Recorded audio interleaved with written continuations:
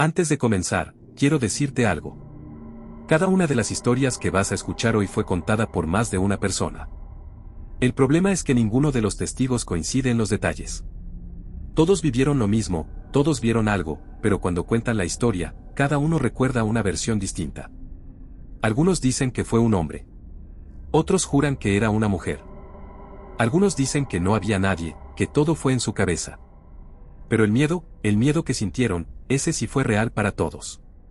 Ponte cómodo, baja el volumen de las luces, y prepárate, porque esta noche vamos a entrar en 5 historias que todavía nadie puede explicar del todo. Esto pasó en un pueblo pequeño, de esos donde todos se conocen, donde las noticias corren más rápido que el viento. La casa de la que les voy a hablar quedaba en la calle Olmos, al final de la cuadra, justo donde el asfalto se terminaba y empezaba un camino de tierra que llevaba al bosque. La familia que vivía ahí se apellidaba Duarte. Eran 4, el padre, la madre, y 2 hijos, un niño de 10 años llamado Mateo y una niña de 7 llamada Sofía. Se habían mudado hacía apenas 3 meses, buscando una vida más tranquila lejos de la ciudad. La casa era vieja, de esas construcciones de principios de siglo, con techos altos y pisos de madera que crujían con cada paso. Pero era barata, y para una familia que apenas empezaba, eso era lo único que importaba. Todo comenzó de a poco. Primero fueron los ruidos. Pasos en el ático a mitad de la noche. El padre, Ricardo, subía con una linterna, revisaba cada rincón, y no encontraba nada. Ni siquiera una rata, ni un pájaro que se hubiera colado por alguna rendija. Solo silencio, polvo, y esa sensación pesada de que alguien lo estaba mirando desde algún rincón oscuro. La madre, Elena, empezó a notar algo distinto. Decía que sentía que la casa respiraba. Así lo describía ella, con esas palabras exactas. Contaba que de noche, cuando todos dormían, se despertaba con la certeza de que las paredes se movían, apenas, como si la casa entera inhalara y exhalara despacio. Al principio pensó que eran los nervios de la mudanza. Pero la sensación no se iba. Los primeros en ver algo fueron los niños. Mateo empezó a decir que en su cuarto había un hombre parado en la esquina, cerca del armario. Decía que no se movía, que solo estaba ahí, mirándolo, con la cabeza ladeada, como si estuviera confundido, como si no entendiera qué hacía un niño durmiendo en esa habitación. Los padres, como cualquier padre haría, pensaron que era una pesadilla, un miedo típico de la edad. Le dejaron una luz de noche prendida. Pero la figura seguía apareciendo. Sofía, la más chica, no hablaba del hombre. Ella hablaba de la señora del pasillo. Decía que una mujer vestida de blanco caminaba por el pasillo del segundo piso a mitad de la noche, y que a veces se detenía frente a la puerta de su cuarto y la miraba por la rendija de abajo, esa rendija que queda entre la puerta y el piso. Sofía decía que veía los pies de la señora, unos pies descalzos, sucios, quietos frente a su puerta durante minutos, a veces durante toda la noche. Acá es donde empieza el problema con los testigos. Cuando los vecinos escucharon estas historias, algunos dijeron que sí, que esa casa siempre había tenido fama de estar embrujada. Una vecina mayor, la señora Beatriz, contó que hace más de 30 años, en esa misma casa, había vivido una mujer que se llamaba Marta, y que Marta había muerto ahí dentro, sola, en circunstancias que nadie quiso explicar del todo. Pero otro vecino, el señor Ferreira, que llevaba viviendo en esa calle toda su vida, juró que eso era mentira, que en esa casa nunca había muerto nadie, que la señora Marta se había mudado hacía años a otra ciudad y seguía viva. 2 versiones completamente opuestas, contadas con la misma seguridad, por 2 personas que vivían a media cuadra de distancia una de la otra. Ricardo, el padre, decidió no hacerle caso a los rumores del pueblo. Pensó que la gente simplemente disfrutaba inventar historias sobre la casa abandonada que finalmente alguien se había atrevido a comprar. Pero las noches seguían siendo cada vez más difíciles. Una noche, Elena se despertó de golpe. Sintió que la cama se hundía del lado donde no había nadie, como si alguien se hubiera sentado en el borde. Se quedó paralizada, sin animarse a abrir los ojos. Escuchó una respiración, lenta, pesada, muy cerca de su cara. No era la respiración de Ricardo, que dormía profundamente a su lado. Era otra respiración, más áspera, casi como un jadeo contenido. Elena contó después que sintió un frío que le subía desde los pies hasta el pecho, un frío que no tenía nada que ver con la temperatura del cuarto. Cuando finalmente juntó el coraje para abrir los ojos, no había nadie. Pero la marca de un cuerpo seguía hundida en el colchón, a su lado, como si alguien recién se hubiera levantado. Al día siguiente, decidieron llamar a un sacerdote del pueblo para que bendijera la casa. El padre Anselmo llegó una tarde, con su agua bendita y su rosario, y caminó por cada habitación rezando en voz baja. Contó después, a quien quisiera escucharlo, que en el segundo piso, justo frente al cuarto de Sofía, sintió una opresión en el pecho tan fuerte que tuvo que detenerse a respirar. Dijo que en 15 años de sacerdocio nunca había sentido algo así en una casa. Otros, sin embargo, que estuvieron presentes ese día, un vecino que ayudó a acomodar unas cosas, aseguraron que el padre Anselmo no dijo nada extraño, que simplemente rezó y se fue, y que toda esa parte de la opresión en el pecho se la inventaron después, cuando la historia ya se había hecho conocida en el pueblo. Pero lo que nadie pudo negar, ni los que creían ni los que no, fue lo que pasó la última noche que la familia Duarte durmió en esa casa. Era una noche de invierno, fría, con viento que golpeaba las ventanas. Mateo se despertó llorando, gritando que el hombre del armario ya no estaba en la esquina, que ahora estaba parado justo al lado de su cama. Ricardo corrió al cuarto, prendió la luz, y por supuesto no había nada. Pero notó algo que lo heló por completo: las sábanas de la cama de Mateo tenían impresas 2 marcas de manos, grandes, de adulto, como si alguien hubiera apoyado las palmas justo al lado del niño mientras dormía. Las manos eran demasiado grandes para ser de Mateo, y ningún miembro de la familia tenía manos de ese tamaño. Esa misma noche, Sofía empezó a gritar desde su cuarto.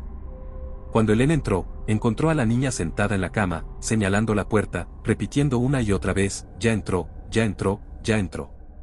La puerta estaba cerrada con llave, como cada noche. Pero Sofía insistía en que la señora de blanco había entrado, había caminado hasta el pie de su cama, y se había quedado ahí, mirándola, hasta que Elena llegó. Esa fue la última noche que la familia Duarte pasó en la casa de la calle Olmos. Al día siguiente empacaron lo esencial y se fueron a un hotel del pueblo. Nunca volvieron a buscar sus otras pertenencias de día. Contrataron a alguien para que fuera a sacar los muebles mientras ellos esperaban afuera, en el auto, sin animarse a entrar. Hoy, la casa sigue en pie, abandonada otra vez. Algunos dicen que de noche todavía se ve una luz encendida en el segundo piso, en la ventana que da justo al cuarto donde dormía Sofía. Otros, los más escépticos del pueblo, dicen que eso es mentira, que la casa está completamente a oscuras, que todo es un cuento que se fue inflando con los años. Lo único en lo que todos los testigos coinciden, sin excepción, es en algo que dijeron por separado, en distintos momentos, sin haberse puesto de acuerdo, que cuando pasan de noche por esa cuadra, sienten que alguien los mira desde una de las ventanas de arriba. Nadie puede decir quién. Nadie puede decir por qué. Pero todos sienten lo mismo. Esta historia la escuché de 3 personas distintas, en 3 momentos distintos de mi vida, y las 3 veces me la contaron como si fuera lo más normal del mundo, como si contar sobre un fantasma en una ruta fuera parte de la vida cotidiana de esa zona. Y lo curioso es que las 3 versiones se parecen, pero también tienen diferencias que nunca pude explicar. La Ruta 9 es una carretera larga, solitaria, que atraviesa kilómetros de campo abierto sin un solo pueblo cerca. De noche, prácticamente no pasa nadie. Los camioneros que hacen ese recorrido dicen que prefieren manejar de día, porque de noche esa ruta se siente distinta. Así la describen, con esa palabra exacta, distinta. La primera persona que me contó esta historia fue un camionero llamado Gustavo. Él manejaba esa ruta desde hacía más de 15 años, transportando mercadería entre 2 ciudades. Contaba que una noche de lluvia, cerca de la medianoche, vio a lo lejos una figura parada al costado del camino, con el pulgar levantado, pidiendo que alguien lo llevara. Gustavo, que ya conocía las historias sobre esa ruta, dudó en parar. Pero la lluvia era fuerte, y pensó que dejar a alguien ahí, empapado, en medio de la nada, sería una crueldad. Bajó la velocidad y se acercó. Contó que era un hombre joven, de unos 25 años, vestido con una campera oscura, completamente empapado. Le abrió la puerta y el hombre subió sin decir una palabra. Gustavo le preguntó hacia dónde iba, y el joven simplemente señaló hacia adelante, con el dedo, sin hablar. Gustavo pensó que tal vez estaba en shock, o que no quería hablar por vergüenza, y siguió manejando en silencio. Después de unos 15 minutos, Gustavo miró de reojo al pasajero y notó algo que le heló la sangre: el hombre estaba completamente seco. No una gota de agua en su ropa, en su pelo, en nada. Como si nunca hubiera estado bajo la lluvia. Gustavo, con el corazón acelerado, decidió no decir nada, seguir manejando, y esperar a que el hombre le indicara dónde bajarse. Unos kilómetros más adelante, el hombre levantó la mano y señaló un cruce de caminos, un lugar donde no había absolutamente nada, ni una casa, ni una luz, solo campo abierto y oscuridad. Gustavo, dudando, frenó el camión. Cuando se dio vuelta para preguntarle si estaba seguro de que quería bajar ahí, el asiento estaba vacío. La puerta seguía cerrada. No había escuchado ningún ruido, ninguna puerta abrirse. El hombre simplemente ya no estaba. La segunda persona que me contó esta historia fue una mujer que trabajaba en una estación de servicio a mitad de esa ruta, la única que existe en kilómetros. Ella contaba una versión distinta. Según ella, el autoestopista no era un hombre joven, sino un hombre mayor, de barba blanca, vestido con ropa de trabajo, como si fuera un peón de campo. Contaba que varios choferes habían entrado a la estación de servicio pálidos, temblando, contando que habían levantado a un hombre mayor que después desapareció del auto en movimiento.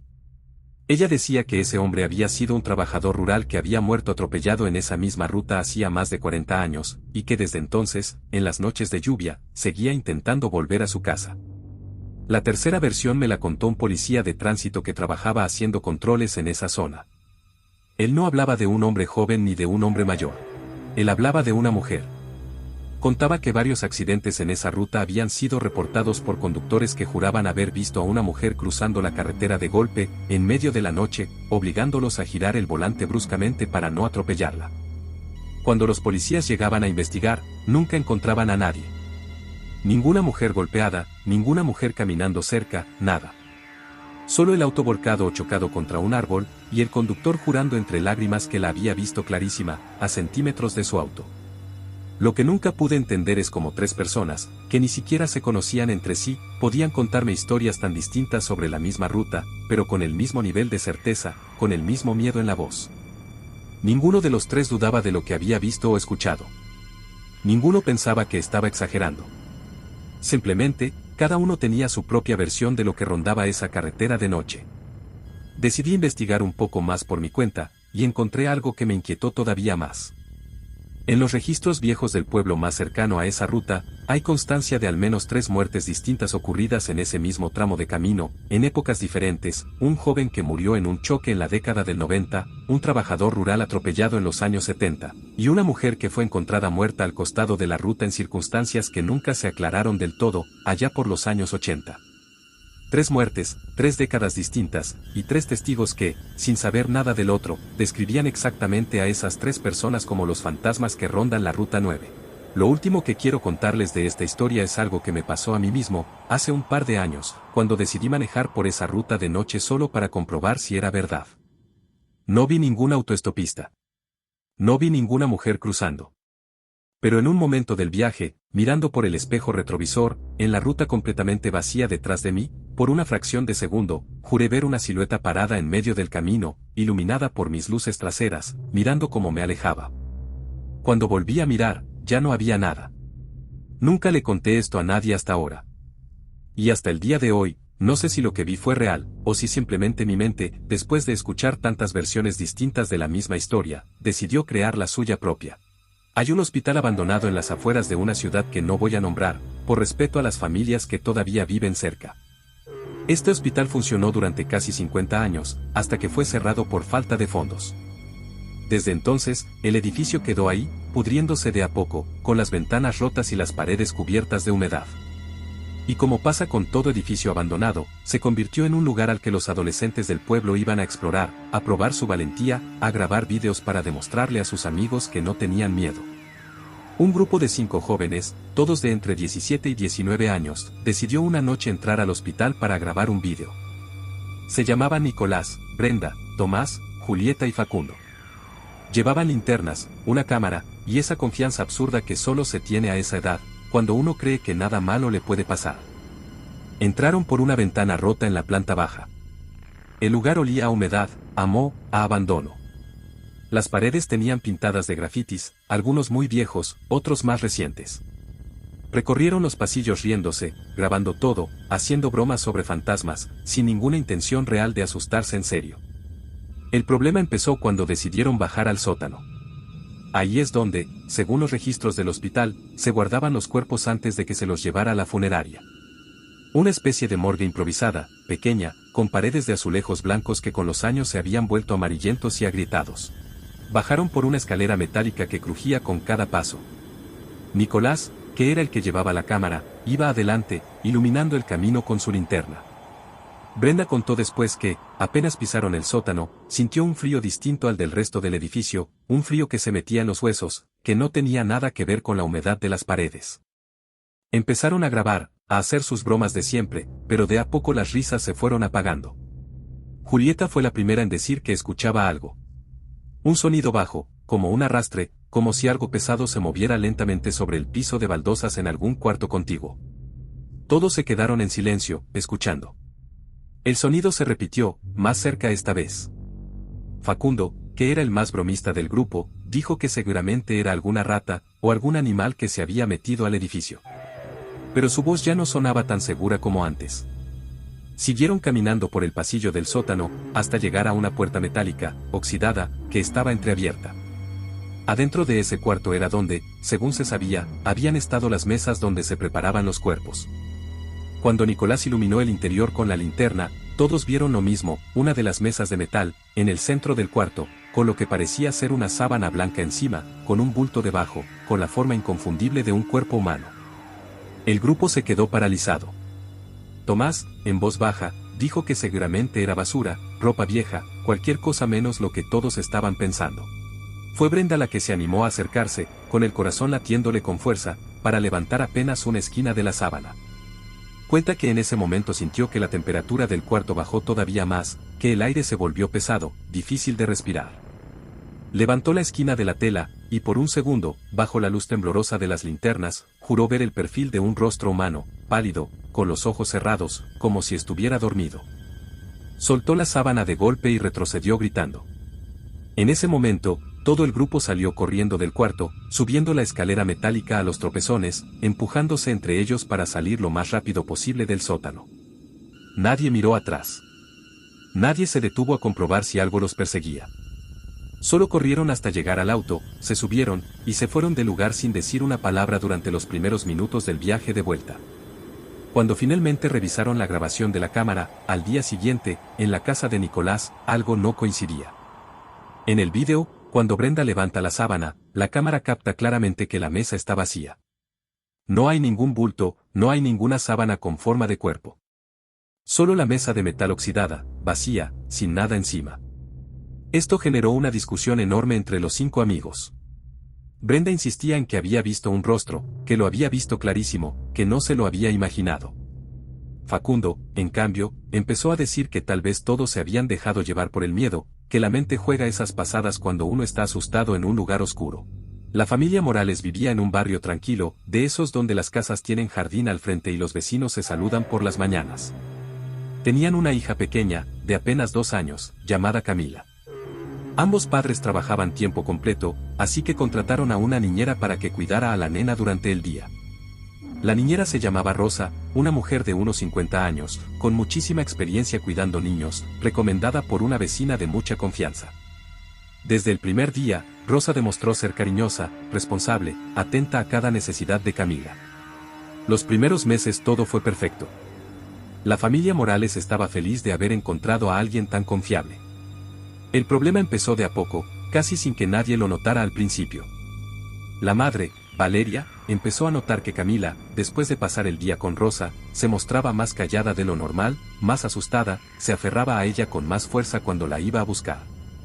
Al principio pensó que tal vez era una fase normal del crecimiento, algo pasajero. Pero un día, revisando la ropa de Camila antes de bañarla, Valeria encontró algo que la dejó helada, pequeños moretones en los brazos de la nena, del tamaño de dedos, como si alguien la hubiera sujetado con fuerza. Cuando le preguntó a Rosa, la niñera explicó que Camila se había caído jugando, que se había golpeado contra una mesa. La explicación sonaba razonable, y Valeria, queriendo confiar, la dejó pasar.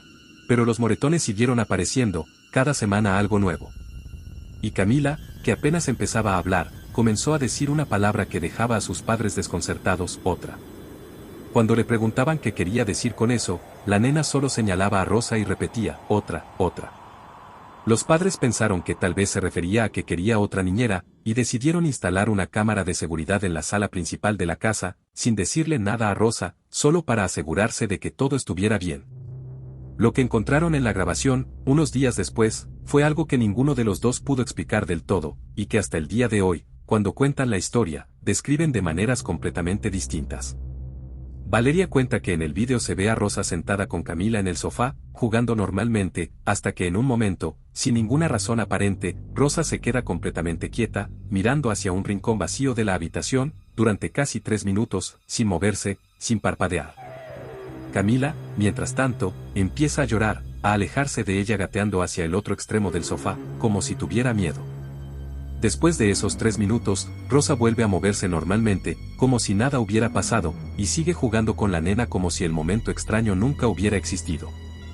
El padre, Joaquín, sin embargo, cuenta una versión distinta de lo que vio en esa misma grabación. Él asegura que en el vídeo no se ve a Rosa mirando a la nada. Él asegura que se ve claramente cómo. Durante esos minutos, la voz de Rosa cambia completamente, se vuelve más grave, más lenta, y que le dice a la nena, en un tono que no es el de ella, cosas que no se llegan a entender del todo en el audio, pero que suenan como advertencias, como amenazas susurradas. Joaquín insiste en que fue eso lo que vio, no una mujer mirando a la nada, sino una mujer hablándole a Camila con una voz que no era la suya. Decidieron, sin discutir más el tema entre ellos, despedir a Rosa de inmediato, sin darle ninguna explicación. Rosa se fue sin protestar, en silencio, y nunca más volvieron a saber de ella. Cuando intentaron contactar a la vecina que la había recomendado, para preguntarle más sobre su historia, la vecina les dijo algo que los dejó todavía más inquietos, que Rosa nunca le había pedido trabajo, que ella nunca la había recomendado a nadie, que ni siquiera la conocía. La vecina que supuestamente había dado la referencia juraba no tener idea de quién era esa mujer.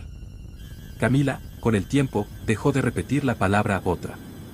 Pero años después, ya siendo una niña de 6 o 7 años, en una charla casual con su madre, mencionó algo que hizo que a Valeria se le helara la sangre.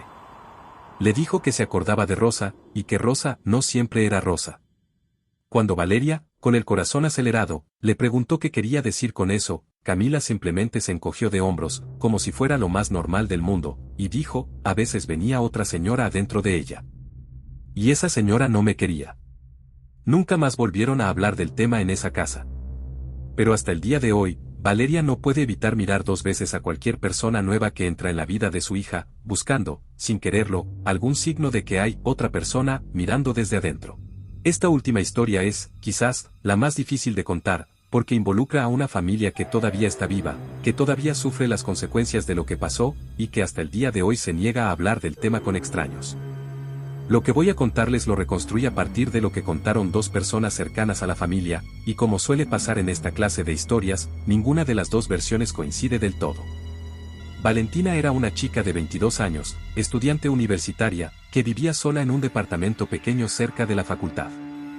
Era una persona alegre, según todos los que la conocían, sin ningún problema aparente, sin depresión, sin conflictos graves en su vida. Tenía una relación cercana con su madre, con quien hablaba todos los días por mensaje. Una noche, la madre de Valentina, Cristina, recibió un mensaje de su hija a las 3 de la mañana. Un horario extraño, considerando que Valentina normalmente se dormía temprano por sus clases. El mensaje decía simplemente, mamá, hay alguien en mi casa. Alguien que no debería estar acá. Cristina, alarmada, intentó llamarla de inmediato. El teléfono sonó varias veces, pero nadie atendió. Cristina llamó a la policía, explicando la situación, pero le dijeron que sin más pruebas de un peligro inmediato, no podían enviar un patrullero de inmediato a esa hora. Desesperada, Cristina llamó a un vecino del edificio de Valentina, un hombre mayor llamado Don Alberto, pidiéndole que fuera a golpear la puerta de su hija para asegurarse de que estuviera bien. Acá es donde empiezan las versiones que no coinciden. Según lo que Don Alberto le contó después a Cristina, cuando llegó a la puerta del departamento, escuchó voces adentro. 2 voces distintas, la de Valentina, y otra voz más grave, de hombre, que no lograba identificar. Golpeó la puerta con fuerza, anunciándose, y de repente, las voces se cortaron de golpe, como si alguien hubiera bajado el volumen de una radio de un solo movimiento. Nadie respondió a sus golpes. Después de insistir durante varios minutos, Don Alberto decidió usar la copia de llave que Valentina le había dejado meses atrás para emergencias, y entró. Contó que el departamento estaba completamente vacío. No había nadie. Las ventanas estaban cerradas por dentro, la puerta principal había estado con llave, y sin embargo, no encontró a Valentina por ningún lado. Su celular estaba en la mesa de la cocina, con la pantalla todavía iluminada, mostrando la conversación con su madre. La cama estaba deshecha, como si alguien hubiera estado durmiendo hasta hacía muy poco. Sin embargo, otra vecina del mismo edificio, una mujer joven llamada Micaela que vivía en el departamento de al lado, contó una versión completamente distinta de esa misma noche. Ella asegura que no escuchó ninguna voz de hombre. Lo que ella escuchó, a través de la pared que compartían los dos departamentos, fue solo la voz de Valentina, hablando sola, en un tono que describió como de otra persona, repitiendo una y otra vez una frase que Micaela nunca pudo olvidar: no es mi culpa, no es mi culpa, no es mi culpa. Según Micaela, esa voz se escuchó hasta minutos antes de que don Alberto golpeara la puerta, y después, silencio total. La policía inició una búsqueda esa misma noche, pero pasaron las semanas, y después los meses, sin ningún rastro de Valentina. No apareció en cámaras de seguridad del edificio ni de las calles cercanas. No usó su tarjeta bancaria. Su teléfono nunca volvió a conectarse a ninguna red. Simplemente, desapareció de un departamento cerrado por dentro, sin dejar ningún rastro de cómo había salido. Cristina, la madre, sigue viviendo con la esperanza de encontrar respuestas, aunque ya pasaron varios años desde esa noche. Ella cree en la versión de don Alberto, la de las dos voces, porque necesita creer que alguien se llevó a su hija, que hay una explicación, aunque sea terrible, en lugar de aceptar la posibilidad de que Valentina, de alguna manera que nadie puede entender, simplemente se desvaneció de un lugar cerrado, sin ayuda de nadie más. Lo último que se sabe de esta historia es algo que compartió Cristina hace relativamente poco tiempo, algo que la dejó todavía más destrozada de lo que ya estaba. Contó que, revisando viejas fotos en el teléfono de su hija, que la policía finalmente le devolvió después de analizarlo, encontró una imagen tomada esa misma noche, a las 2:30 de la madrugada, media hora antes del primer mensaje de auxilio. Era una foto del espejo del baño del departamento. Y en el reflejo de ese espejo, detrás de Valentina, que aparecía con cara de haberse despertado recién, pálida, asustada, se distingue una silueta oscura parada en el marco de la puerta del baño, una silueta que, según Cristina, no tiene ninguna forma que pueda reconocer como humana del todo. Nadie ha podido explicar quién, o qué, es esa figura en la foto. Y Valentina, hasta el día de hoy, sigue sin aparecer. Y bueno, hasta acá llegamos con las 5 historias de esta noche. Como siempre, cada una de ellas fue contada por más de un testigo, y ninguno logró ponerse de acuerdo del todo sobre lo que realmente pasó. Tal vez eso es lo más aterrador de todo, que el miedo que sintieron fue real, aunque los detalles nunca coincidan. ¿Cuál historia te dio más miedo? Déjamelo en los comentarios y suscríbete para más historias de terror real.